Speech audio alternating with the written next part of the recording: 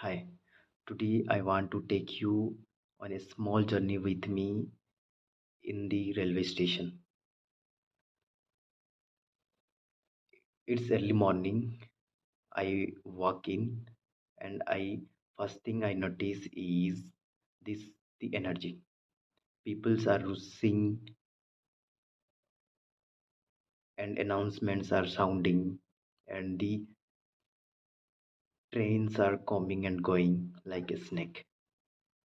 And I stand on the platform and I watching the family waving goodbyes and friends are laughing together and travelers quietly waiting for their next destination. And one thing I notice is the everyone face tells a different story.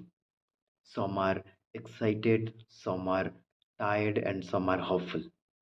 So what I love most is the train station teach us patience. You wait, you watch, and you learn. And when your train arrives, then you step forward with confidence, like in your life. And to me, railway station teach us very valuable of our life lesson.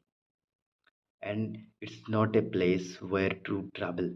It's a reminder that everyone has their own journey, and the journey teach us the courage.